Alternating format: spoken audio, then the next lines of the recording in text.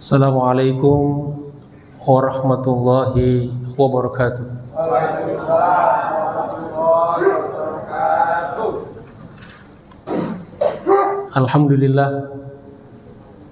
Alhamdulillahirabbil alamin wa bihi nasta'inu ala umuri dunya waddin. Allahumma shalli ala sayyidina Muhammad wa ala ali sayyidina Muhammad. Subhanaka la ilma lana illa ma 'allamtana innaka antal alimul hakim. Allahumma 'allimna ma yanfa'una wanfa'na bima 'allamtana. Rabbana zidna ilman warzuqna fahma. Rabbi shrah li sadri wa yassir li amri wahlul 'uqdatam min lisani yafqahu qawli. Amma ba'd. Ma'asyiral muslimin rahimakumullah.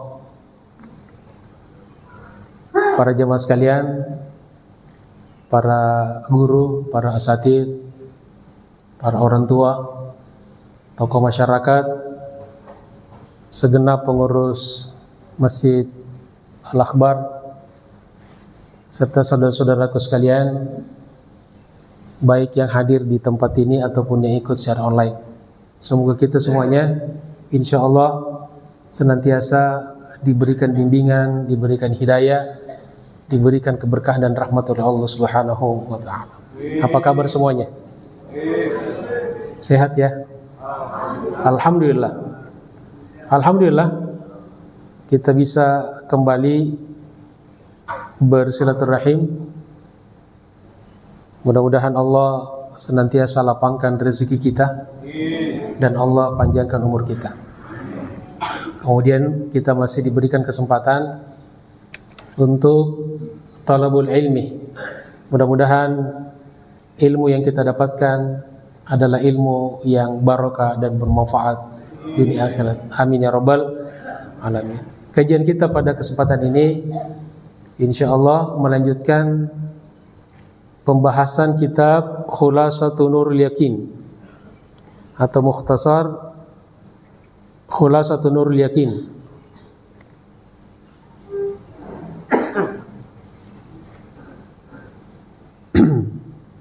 Terakhir di pertemuan yang lalu adalah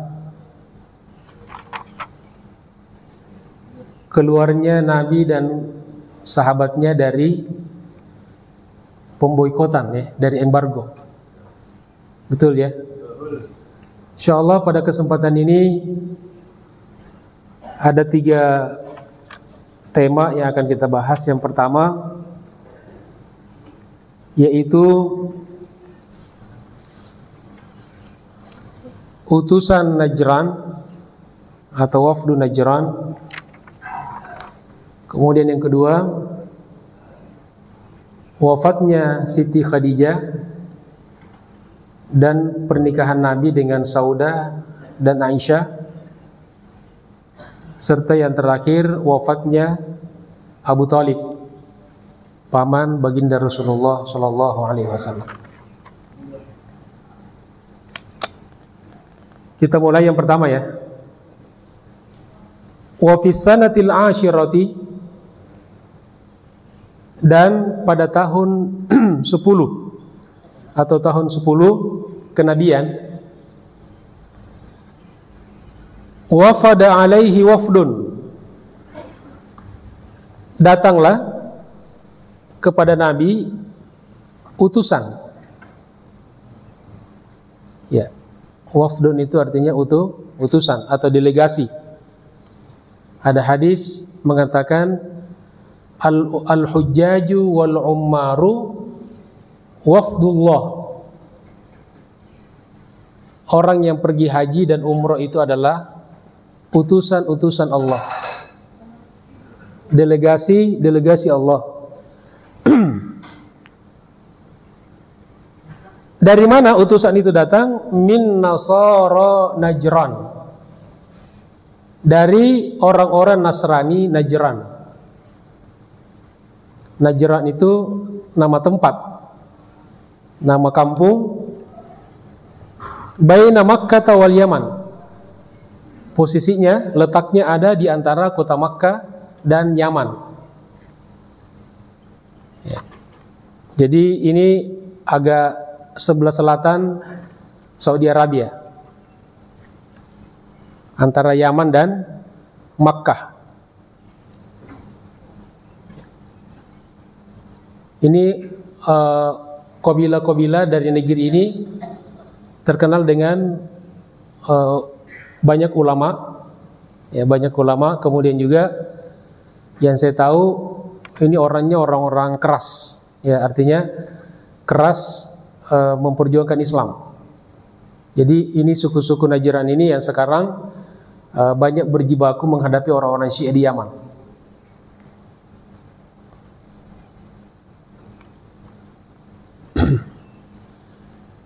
Balagahum khabaruhu, orang-orang Nasrani Najran mendapatkan kabar, mendapatkan berita tentang Nabi.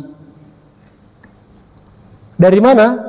Min muhajiril Habasyah, dari orang-orang yang hijrah ke Habasyah. Ya. Orang-orang yang hijrah ke Habasyah. Ada 2 kali kan? Jilid 1, jilid 2. Jadi mereka baru tahu kabar atau informasi tentang Nabi Muhammad SAW itu dari orang-orang yang hijrah ke negeri Habasyah. Wa kanu 20 rajulan, dan mereka berjumlah 20 orang. Yang jumlah 20 orang ini siapa? Nasrani Najran atau orang-orang yang hijrah ke Habasyah? Nasrani Najran. Jadi utusan dari orang-orang Nasrani Najran yang datang menemui Nabi itu berjumlah 20 orang laki-laki. Maaf ya, perempuan tidak ikut di sini. Jadi pelajarannya ibu-ibu tidak selalu juga ikut. Kalau kemarin-kemarin ikut kan, nah 20 orang ini tidak ikut. Kalau ada yang protes, ya protes pimpinannya Nasrani Najran. Faqara'a alaihimur Rasul sallallahu alaihi wasallam al-Qur'an. Lalu Rasulullah sallallahu alaihi wasallam membacakan kepada mereka Al-Qur'an. Fa'amanu kulluhum, maka berimanlah mereka semua.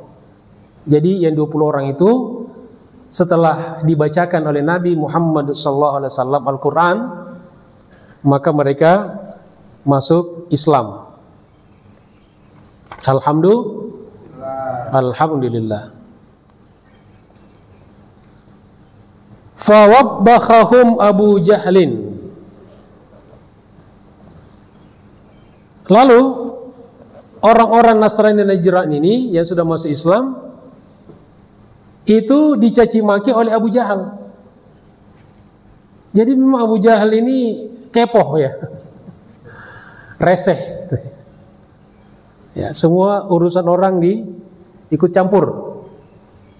Yang masuk Islam orang Nasrani Najran, Abu Jahal yang risau, yang stres.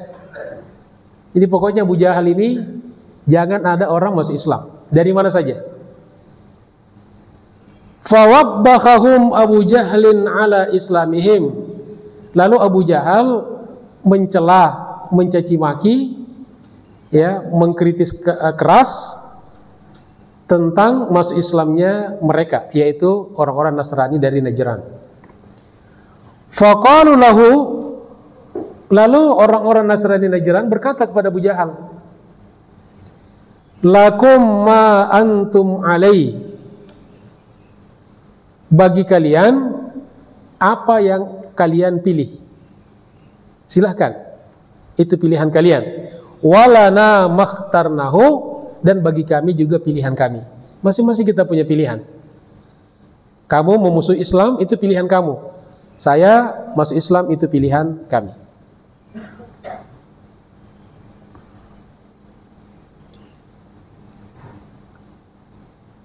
Di sini ada catatan perkataan lengkap dari Abu Jahal kepada orang-orang Nasrani dan Najran yang masuk Islam.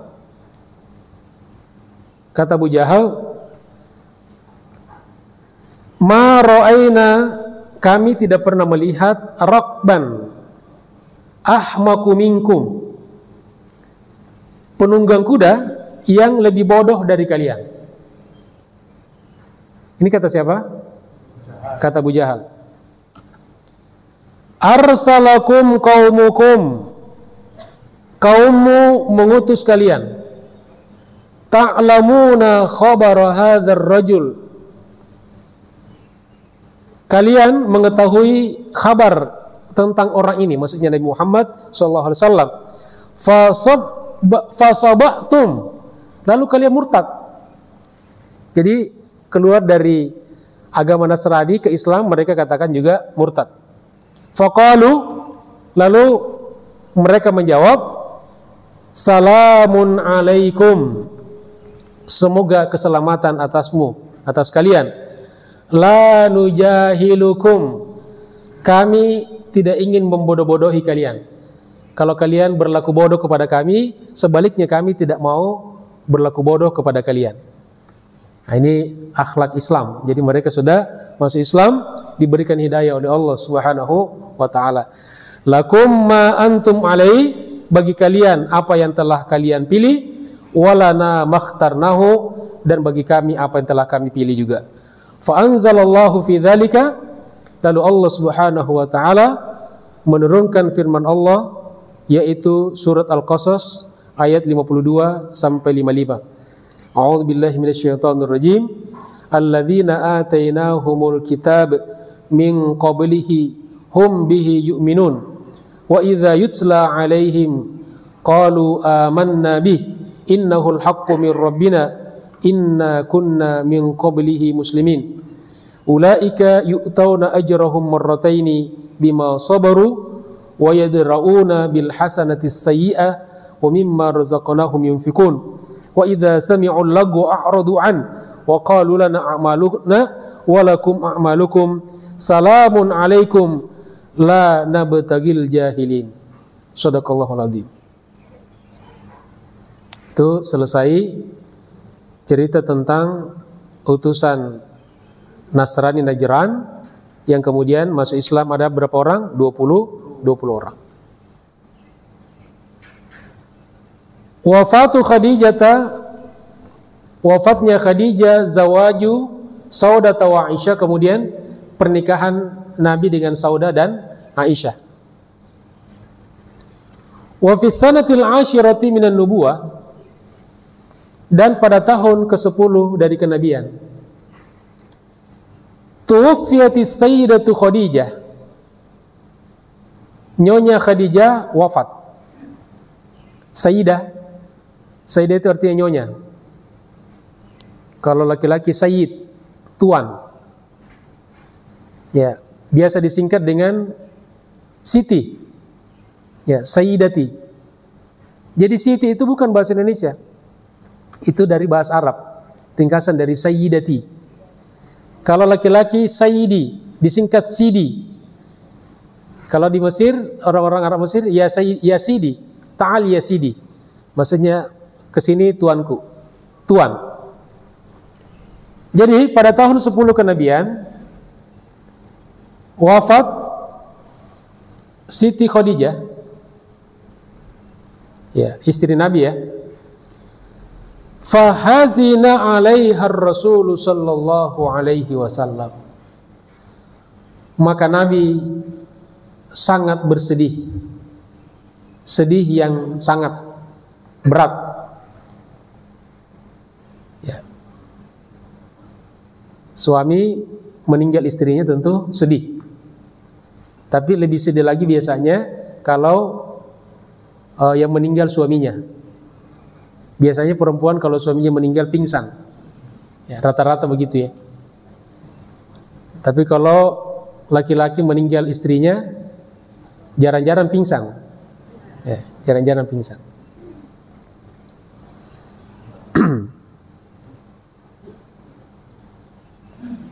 paling berdiri dekat pintu, ya datang orang, turut berduka cita ya, sabar ya Pak. Iya memang udah lama sakit itu katanya. Ya paling begitu kalau rata-rata suami ya laki-laki. Tapi ini cerita suami bukan orang di sini. Suami di luar negeri. Di dekat Habasyah. Kalau suami-suami di sini istrinya meninggal, semuanya bersedih. Alhamdulillah. Kenapa Nabi bersedih, sangat bersedih? Li'annaha kanat tuhibbuhu. Karena Khadijah sangat mencintai beliau. Wa tamna'u anhu adza Quraisy, dan beliau yang mencegah gangguan-gangguan daripada kafir Quraisy. Khadijah yang pasang badan, yang membela Nabi, membela dengan kedudukannya dan dengan hartanya. Hartanya tidak hitung-hitungan dengan Nabi. Apapun yang Nabi minta diberikan oleh Khadijah, dan memang ada. Fatazawwaja ba'da wafatiha bi Saudata. Maka Nabi menikah setelah wafatnya Khadijah bi Saudah, dengan perempuan yang bernama Saudah. Ya, Saudah binti Zam'ah, itu nama lengkapnya. Nabi kemudian menikah dengan Saudah binti Zam'ah. Ya. Ba'da an tuwfiya anha zawjuha, setelah ditinggal mati oleh suaminya. Jadi ini janda. Ya. Jadi Saudah ini janda tua. Ya. Ini janda tua. Ini konon umurnya sudah hampir, satu riwayat mengatakan sudah berumur 60 tahun. Ada yang mengatakan 55 tahun. Ya. Jadi setelah Khadijah meninggal, Nabi nikah dengan Saudah. Biasanya laki-laki begitu Pak ya. Laki-laki ya begitu istrinya meninggal tidak lama-lama itu. Ya, tidak lama-lama. Dan memang laki-laki tidak ada iddah ya. Tidak ada iddah. Ya. Tapi kalau di kampung biasanya kalau laki-laki meninggal istrinya dan menikah, itu orang lagi semuanya ramai. Kasihan ya istrinya ya. Baru juga meninggal udah nikah lagi. Ya. Biasanya nunggu kuburannya sampai kering. Ya, tunggu dulu kuburannya kering. Ya, kata suaminya, gimana kering? Orang musim hujan katanya. Ada juga yang ketika istrinya meninggal, itu kuburannya dipasangin 5 kipas angin.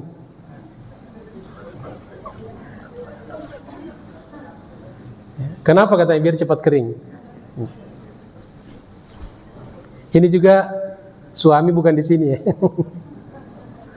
Suami di luar negeri gitu.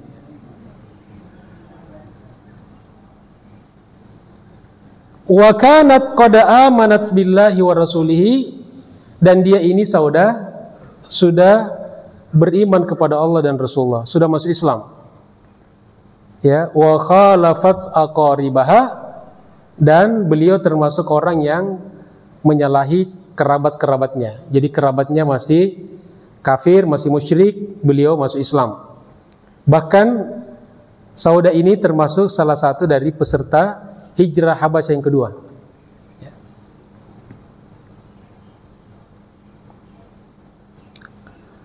Wa ba'da syahrin,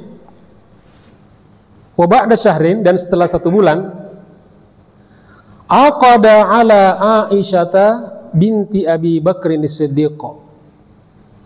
Nabi kembali akad nikah dengan Aisyah, putri dari Abu Bakar. Jadi 1 bulan setelah nikah dengan Saudah, Nabi menikah lagi dengan Aisyah. Wa hiya fis sabi'ati min umriha. Sedangkan Aisyah itu berumur 7 tahun. Jadi ketika nikah dengan Nabi umurnya 7 tahun.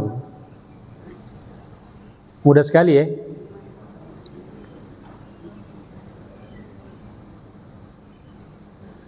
Walam yatazawwaj bikran gairaha, dan beliau tidak nikah lagi dengan gadis perawan selain Aisyah. Jadi dari sekian istri Nabi cuma Aisyah yang gadis. Yang lainnya janda-janda tua. Wa dakhala biha fil madinati, dan beliau kemudian baru tidur bersama Aisyah ketika sampai di Madinah. Jadi ada riwayat mengatakan nikah pada usia 7 tahun, tapi ditiduri atau tidur sama Nabi pada usia 9 tahun. Jadi setelah udah balik. Jadi wanita itu secara teori ya sudah balik pada usia 9 tahun. Tidak usah kita aneh, anak-anak sekarang lebih cepat baliknya lagi. Anak TK sudah pacaran. Masya Allah. Karena pengaruh tontonan, ya internet dan sebagainya.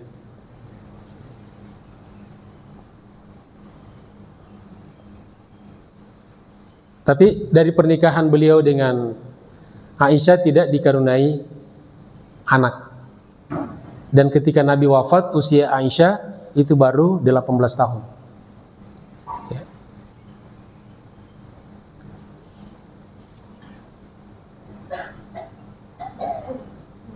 Kemudian terakhir ya, bagian terakhir. Wafatu ammihi. Wafatnya Abu Thalib pamannya. Ba'da wafati Sayyidati Khadijah, setelah Siti Khadijah wafat, binahwi syahrin, sekitar 1 bulan.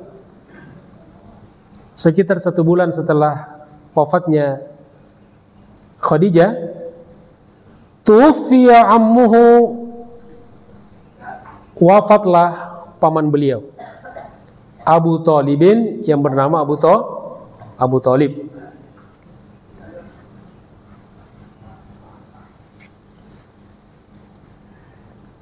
Disebutkan di sini wafat bulan Rajab tanggal atau tahun 10 kenabian. Jadi wafatnya Abu Thalib itu pada tahun 10 kenabian bulan Rajab. Sekarang bulan apa? Sekarang kita masuk Safar ya. Ya, Muharram, Safar, Rabiul Awal, Rabiul Akhir, Jumadal Ula, Jumadal Akhir, kemudian Rajab, Sya'ban, Ramadan, Syawal, Dzulqa'dah, Dzulhijjah, Zulkifli, nggak ada Zulkifli.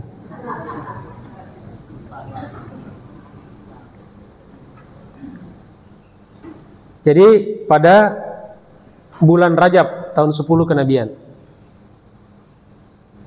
tepatnya 6 bulan setelah pemboikotan, setelah embargo. Fahazina alaihi Rasul sallallahu alaihi wasallam, maka Nabi pun sangat bersedih atas wafatnya paman beliau yang bernama Abu Thalib. Wa summiya dzalikal 'am, maka dinamakanlah tahun itu, yaitu tahun 10 kenabian sebagai amal huzni, tahun berduka cita, tahun kesedihan. Secara beruntun istri beliau Khadijah, kemudian sebulan kemudian wafat paman beliau yang dua-duanya adalah orang-orang yang sangat mendukung perjuangan beliau, membela beliau dari gangguan orang-orang kafir Quraisy. Di sini ada satu riwayat mengatakan bahwa dalam riwayat Al-Bukhari, saat pamannya sakaratul maut, Nabi datang. Ya, Nabi datang dan mengajak beliau bersyahadat, mengajak masuk Islam. Jadi begitu cinta Nabi kepada pamannya, ya, jadi ketika sakit keras beliau datang. Dan ketika beliau datang, di sana sudah ada Abu Jahal.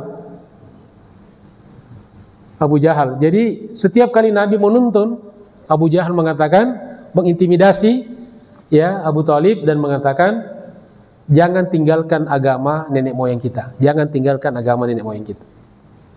Ya.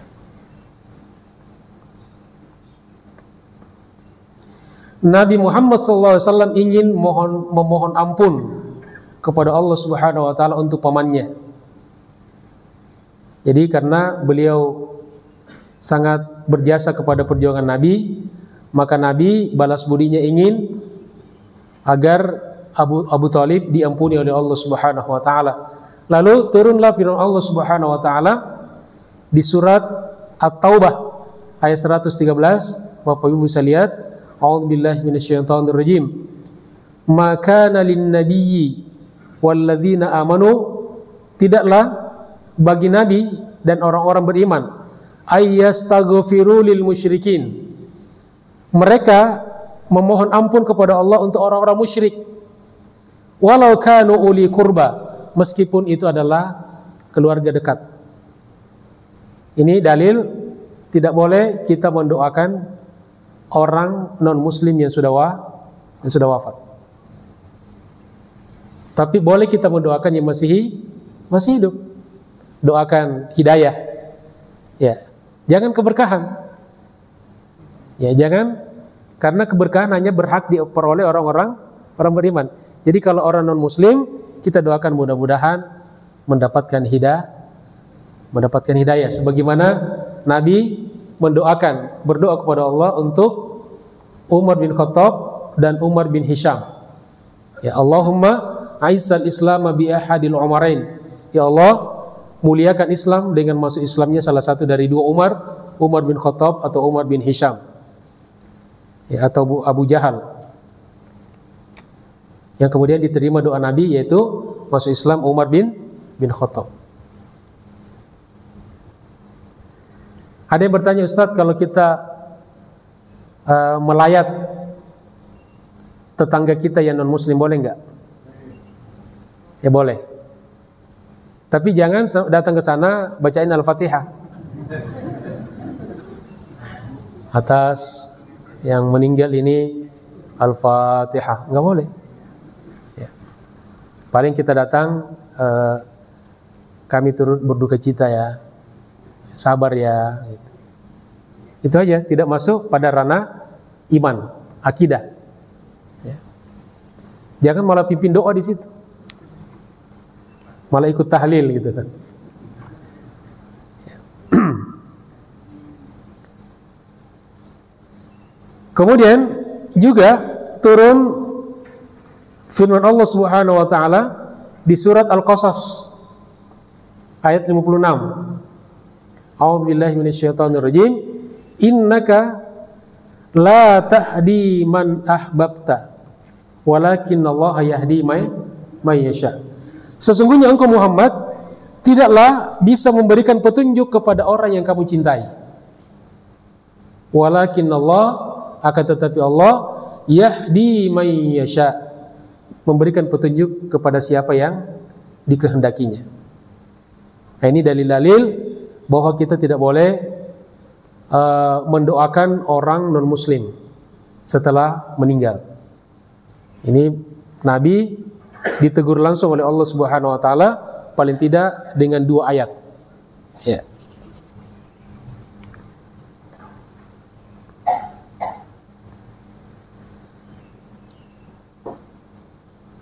Wa kana ammuhu,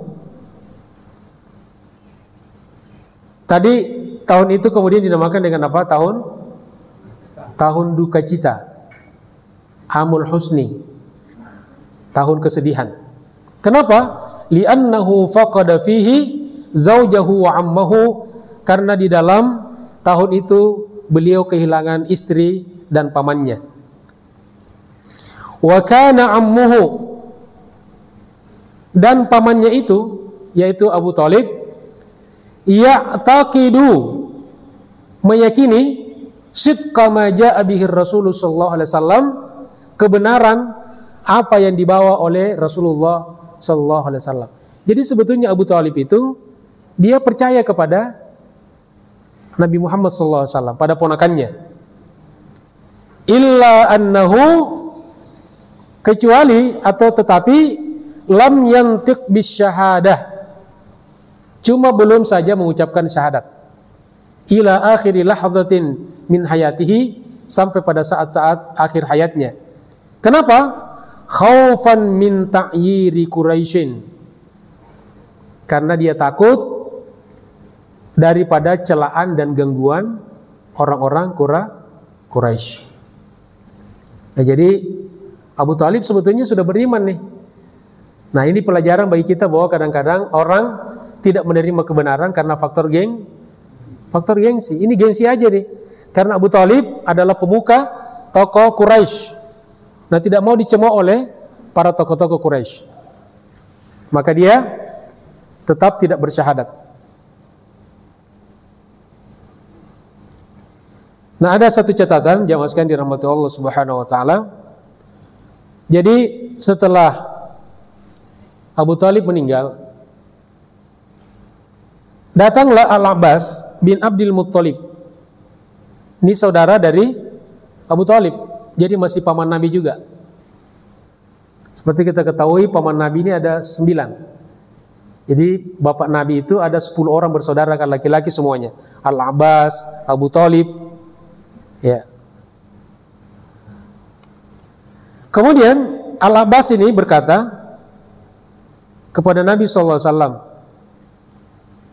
apa yang engkau berikan kepada pamanmu? Pamanmu kan selama ini berjasa kepada kamu kan? Apa balas budimu? Ya. Lalu kata Nabi, saya berharap beliau masuk neraka yang paling minim. Ya.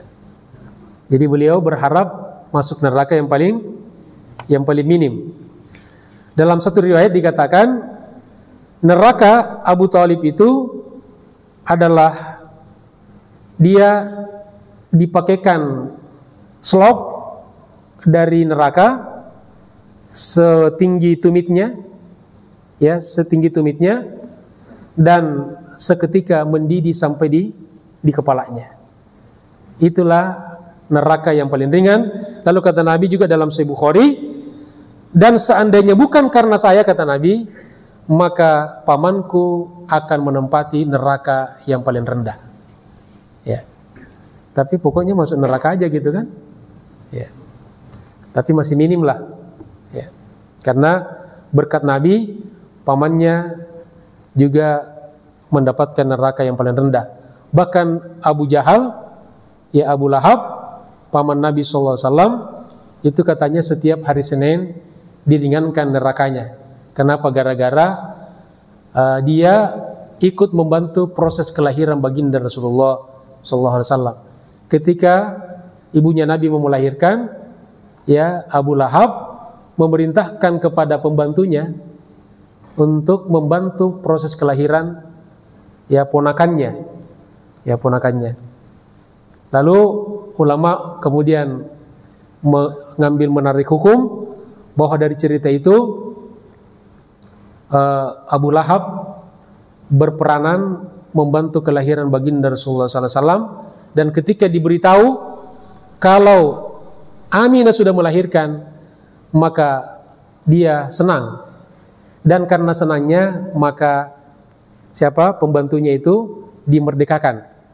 Nah, kata ulama, karena gembiranya Abu Lahab terhadap kelahiran baginda Rasulullah SAW, maka Allah ringankan setiap hari Senin siksa neraka daripada Abu Lahab. Nah, kalau saja sekelas Abu Lahab diringankan nerakanya gara-gara senang dengan kelahiran baginda Rasulullah SAW, apalagi dengan orang-orang beriman. Jadi kalau ada orang membenci acara-acara peringatan kelahiran baginda Rasulullah SAW, maka dia lebih parah dari Abu Lahab. Ya, Abu Lahab saya senang atas kelahiran baginda Rasulullah SAW. Itu kata di antara ulama yang mengatakan seperti itu, As-Suyuti, kemudian Ibnu Hajar Al-Haythami. Wallahu alam. Demikianlah jamaah sekalian kajian kita pada pagi hari ini, mudah-mudahan bermanfaat. Amin ya rabbal alamin. Silakan kalau ada yang mau menambahkan atau bertanya. Kita masih ada waktu sampai berapa menit lagi? Syuruk? Ya? Ya.